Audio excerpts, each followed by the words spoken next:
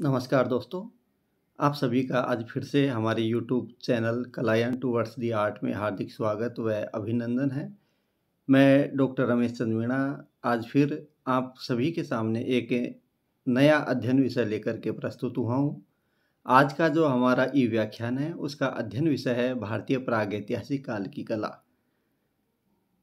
दोस्तों, भारतीय प्रागैतिहासिक काल की जो कला है, उसकी जीवन यात्रा वहीं से प्रस्तुत होती है जहाँ से मानव विकास की कहानी का शुभारंभ होता है। इसके माध्यम से हमारे सभ्यता के अंधकार में घिरे पूर्वजों ने अपने मनोभावों को पाषाण खंडों में चित्रित कर अपने जीवन के मधुर व विवादमय क्षणों को अमर कर दिया। जिस तरह से मानव विकास की कहानी का आरंभ होता है, उसी के साथ भारतीय कला के इतिहास का भी शुभारंभ होता है। मानव जीवन की भांति कला के उदय का इतिहास भी बड़ा ही रहस्यमय व अज्ञात है।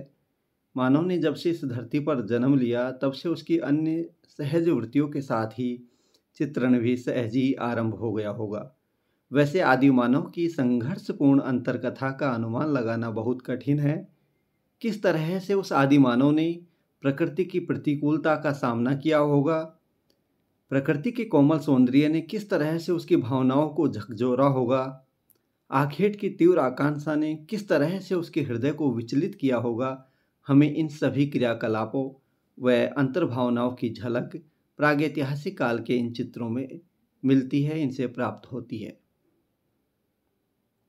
इन चित्रों में प्रागैतिहासिक काल के मानव का जो मूल भाव है वो छिपा है।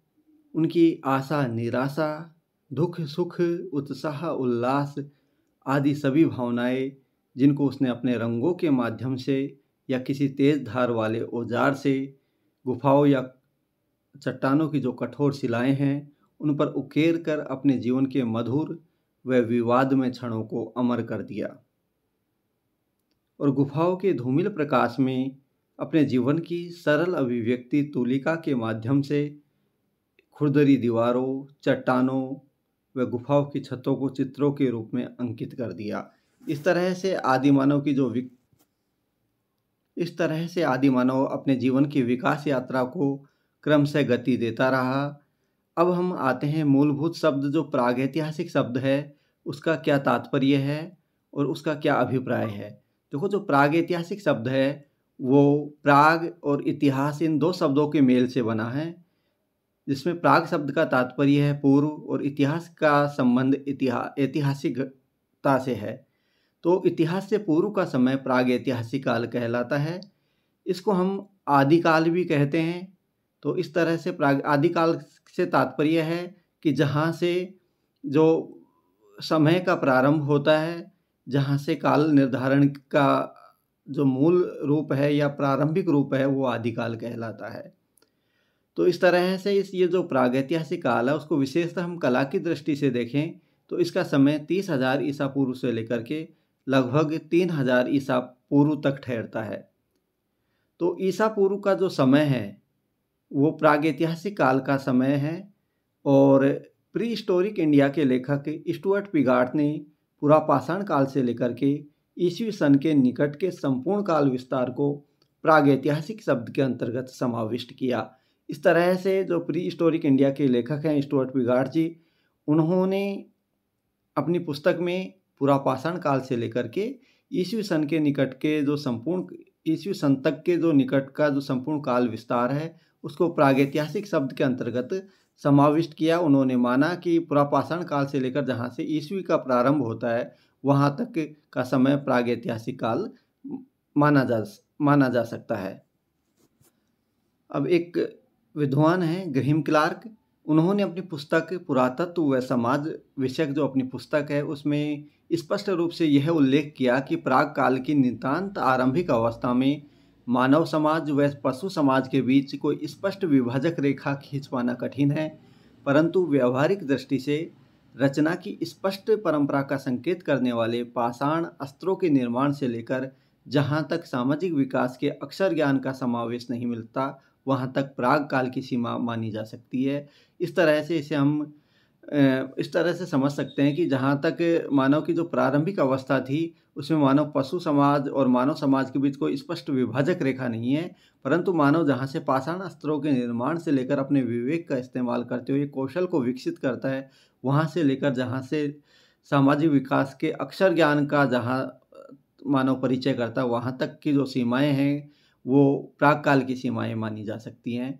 इसी तरह से डॉक्टर गोविंद चंद्र पांडे का कथन है कि साक्षरता ही मतलब साक्षरता ही प्रागैतिहासिक व इतिहास के मध्य स्पष्ट विभाजक रेखा है, अतः इसे लेखन पूर्व काल भी कहते हैं। इस तरह से प्रागैतिहासिक काल को साक्षरता के आधार पर लेखन पूर्व काल भी कहते हैं, अर्थात लेखन कला का विकास होने से पूर्व का समय प्रागैतिहासिक काल का समय माना जा सकता है। जहाँ से साक्षरता या अक्षर ज्ञान का प्रारंभ होता है, वहाँ से पूर्व का समय प्रागैतिहासिक काल का समय निर्धारित किया डॉक्टर गोविंद चंद्र पांडे के अनुसार ये समय प्रागैतिहासिक काल का समय माना जा सकता है।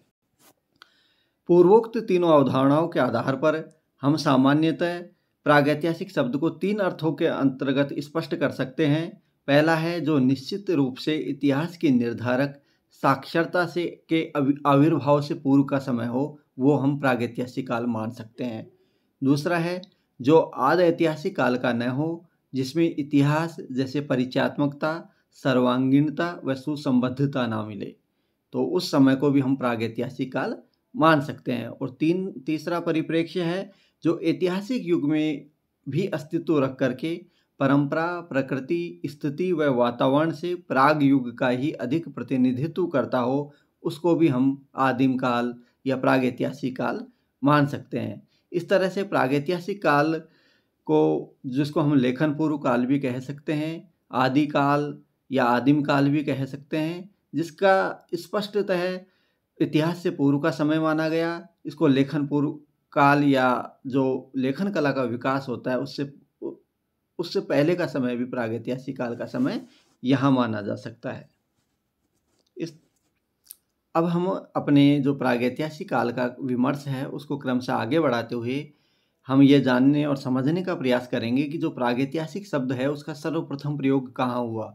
तो प्रागैतिहासिक शब्द का सर्वप्रथम प्रयोग 1851 ईस्वी में डेनियल विल्सन ने अपनी पुस्तक the archaeology and pre historic analysis of Scotland में किया। तो इस तरह से हम जानते हैं कि 1851 ईस्वी में ये प्रागैतिहासिक शब्द अस्तित्व में आया और इसका सर्वप्रथम प्रयोग डेनियल विल्सन ने अपनी पुस्तक the archaeology and pre historic analysis of Scotland में किया। अब इसके बाद क्रमशः हम आगे बढ़ते हैं और जानते हैं कि प्रागैतिहासिक काल की जो कला है उसका काल विभाजन किस तरह से है। तो सामान्यतः कला की दृष्टि से प्रागैतिहासिक काल का समय 35,000 ईसा पूर्व से लेकर के 2000 ईसा पूर्व तक का समय माना गया।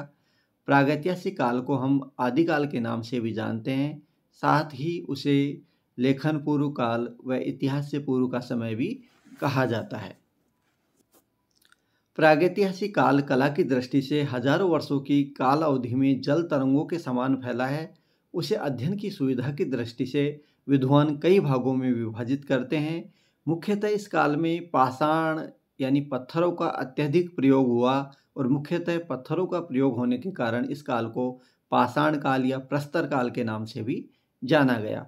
और इस आधार पर प्रागैतिहासिक काल को विद्वानों ने मुख्यतः 3 भागों में विभाजित किया और 3 जो प्रागैतिहासिक काल है उसका विभाजन 3 भागों में करके प्रागैतिहासिक काल को यह विभाजन प्रागैतिहासिक काल को समझने में अत्यंत सहायक रहा है। इस तरह से हम प्रागैतिहासिक काल की सीमाएं निर्धारित कर सकते हैं। इसमें जो प्रागैतिहासिक काल को 3 कालों में विभाजित किया गया, तो पहला काल है पूर्व पाषाण काल। इसको हम अंग्रेजी के पैलियोलिथिक एज भी कहते हैं अंग्रेजी में। तो इसमें अंग्रेजी पैलियोलिथिक एज अंग्रेजी भाषा जो लैटिन भाषा के 2 शब्द पैलो यानी ओल्ड और लिथो यानी स्टोन यानी पुरापाषाण काल, सबसे पुराना पाषाण काल के नाम से इसे जाना गया। इसका समय 30,000 ईसा पूर्व से लेकर के लगभग 25,000 ईसा पूर्व तक का समय हम पूर्व पाषाण काल का समय निर्धारित करते हैं। इस समय मानव अनगढ़ औजारों को अपने दैनिक जीवन में उपभोग में लाता था। साथ में ही इस समय का मानव का जीवन बड़ा ही संघर्षमय रहा। उसने प्रकृति की प्रतिकूलता के अनुसार अपना जीवन निर्वहन किया। भारत में सर्वप्रथम ब्रुसफुट नामक विद्वान ने प्रस्तर युग के औजारों की खोज की। मद्रास के पल्लवारम जो जगह है वहाँ पर की। अगर यह कहा जाए कि इस समय भारत मानव था वो मद्रास के निकट अंगोला व कुडापा क्षेत्र तक सीमित रहा तो अतिशयोक्ति नहीं होगी। इसके बाद प्रोफेसर DPS दारकेस ने मध्य प्रदेश के मोरेना जनपद में, पहाड़गढ़, श्योरपुर में भी पूर्व पाषाण काल के अवशेष खोजे। और इस तरह से पूर्व पाषाण काल को भी हमें अध्ययन की सुविधा की दृष्टि से प्रारंभिक पूर्व पाषाण काल, मध्य पूर्व पाषाण काल और उत्तर पूर्व पाषाण काल, इन 3 भागों में विभाजित कर सकते हैं। अब दूसरा काल आता है मध्य पाषाण काल। जो पूर्व पाषाण काल है और जो उत्तर पाषाण काल या जो नव पाषाण काल है उसके मध्य हम एक संक्रांति युग का अस्तित्व मानते हैं। संक्रांति युग से हास्य है कि इस युग में पूर्व पाषाण काल की प्रारंभिक उत्तर वाली विशेषताएं, बाद वाली विशेषताएं और नव पाषाण काल की प्रारंभिक विशेषताएं इस काल में समाहित रही। अतः इस काल को मध्य पाषाण काल के नाम से भी जाना जाता है। यह शब्द अंग्रेजी भाषा के मेसोलिथिक एज से बना है, जो कि मेसो मीन्स मिडल और लिथो मीन्स स्टोन, यानी मध्य पाषाण काल। इस तरह से इसको मध्य पाषाण काल के नाम से विद्वानों ने इसकी संज्ञा दी। और मध्य पाषाण काल का समय 25,000 ईसा पूर्व से लेकर के 10,000 ईसा पूर्व तक का समय वो मध्य पाषाण काल का समय विद्वानों ने माना। मध्य पाषाण काल के मानव ने सौंदर्य की सहज अभिव्यक्ति के लिए अपने प्रयास से प्रारंभ कर दिए थे और मध्य पाषाण काल का मानव कलात्मक कौशल से कुशल था। यह प्राप्त अवशेषों से सहज ही इस बात का बोध हो जाता है। इसके बाद हम तीसरा जो महत्वपूर्ण काल है वो है नव पाषाण काल, जिसे हम उत्तर पाषाण काल भी कहते हैं। और इस नव पाषाण काल का समय 10,000 ईसा पूर्व से लेकर के 2,000 ईसा पूर्व तक का या 3,000 ईसा पूर्व तक का समय है, वो नव पाषाण काल का समय माना जाता है। नव पाषाण काल को अंग्रेजी में न्योलिथिक एज भी कहते हैं, जो ग्रीक भाषा के न्यो का अर्थ है न्यू और लिथो का अर्थ है स्टोन, यानी नव पाषाण काल के नाम से इस युग को जाना जाता है। यह पूर्व पाषाण काल और मध्य पाषाण काल के बाद सामान्यतः आता है। तो नव पाषाण काल का मानव कृषि के द्वारा अन्न उत्पन्न करना और घर बना कर रहना, साफ सुथरे और चिकने औजार बनाना, गाँवों में बसना शुरू कर दिया था। तो उसके संपूर्ण जीवन दर्शन से नवपाषाण काल के जो मानव है उससे यह अनुमान लगाया जा सकता है कि वह अपने उत्तराधिकारियों के लिए एक उन्नत समाज की नींव रख रहा था। तो ये जो नवपाषाण काल का मानव था वो पूर्व पाषाण काल और मध्य पाषाण काल की तुलना में अधिक सभ्य मानव था। उसने अपने कौशल से प्रतिकूलताओं को अनुकूलता में परिवर्तित किया और सौंदर्य बोध को भी विकसित किया। साथ ही इस तरह से नवपाषाण काल का मानव यह माना जा सकता है कि वो संपूर्ण भारतवर्ष में फैल गया था और उसके अनेक केंद्र रहे जिससे वो भारत में अपनी कला को विकसित करता रहा। अब जो ये नवपाषाण काल का समय है उसका सर्वप्रथम प्रयोग प्रोफेसर जॉन लुआक ने किया। और सबसे पहले जो नवपाषाण काल है या नियोलिथिक एज है उसका सर्वप्रथम प्रयोग प्रोफेसर जॉन लुआक ने किया। और प्रागैतिहासिक काल या आदिकाल में शिला व चट्टानों पर जो आकृतियाँ उकेरी गई या प्रागैतिहासिक काल की जो कलाकृतियाँ हैं उनको हम पेट्रोग्लिफ के नाम से भी जानते हैं। अर्थात जो चट्टानों पर और दीवारों पर, गुफा की दीवारों पर या छतों पर जो चित्र आकृतियाँ उकेर करके बनाई गई उनको हम पेट्रोग्लिफ नाम से जानते हैं। इस तरह से प्रस्तुत ई व्याख्यान में हम सब ने जो प्रागैतिहासिक काल की भूमिका, उसके बाद प्रागैतिहासिक काल का अर्थ, उसकी परिभाषा और प्रागैतिहासिक काल का काल विभाजन समझने का प्रयास किया और जाना कि किस तरह से प्रागैतिहासिक काल भारतीय सभ्यता का आधार था, भारतीय संस्कृति का भी आधार रहा और कलात्मकता का भी आधार रहा। और मानव विकास की जो कहानी प्रारंभ होती है वहीं दूसरी ओर कला का इतिहास भी इस आदिकाल से, इस प्रागैतिहासिक काल से प्रारंभ होता है। इस तरह से मानव ने, इस प्रागैतिहासिक काल के मानव ने अपनी विशेष परिस्थितियों से निकल करके मानव समाज को एक मजबूत नींव दी, जिस पर आरूढ़ होकर के मानव सभ्यता तब से लेकर आज तक निरंतर अनवरत रूप से गतिमान रही। इस तरह से प्रागैतिहासिक काल का भारतीय सभ्यता की नींव में एक महत्वपूर्ण योगदान रहा और आज का मानव समाज इस प्रागैतिहासिक काल या इस प्रागैतिहासिक काल के जो आदिम मानव हैं उनका हमेशा ऋणी रहेगा और यह मानेगा कि भारतीय और संपूर्ण विश्व की सभ्यता में प्रागैतिहासिक काल एक तरह से मील का पत्थर है। तो आशा करते हैं कि आप सभी इस प्रागैतिहासिक काल का जो प्रारंभिक परिचय है उससे अवश्य लाभान्वित रहे होंगे। हमारे इस व्याख्यानों की श्रृंखला निरंतर गतिमान रहेगी। अगले अंक में इससे आगे बढ़ेंगे और साथ ही आप सभी से आशा है कि आप इस चैनल पर नए हो तो अधिक से अधिक संख्या में इस चैनल को लाइक, शेयर एंड सब्सक्राइब करें और अपने दोस्तों से करवाएं। तब तक के लिए धन्यवाद। आपसे फिर मुलाकात होगी अगले विशेष अंक में और इस धन्यवाद चित्र के लिए मैं मेरे पुत्र साहित्य का विशेषतः आभार व्यक्त करता हूँ। उन्होंने यह चित्र एक तरह से आग्रह करके मुझसे धन्यवाद के लिए लगवाया, उसके लिए भी धन्यवाद। कृपया अधिक से अधिक संख्या में आपके अपने YouTube channel Kalayan towards the art को लाइक, शेयर एंड सब्सक्राइब करें। धन्यवाद और तब तक के लिए शुभ दिवस।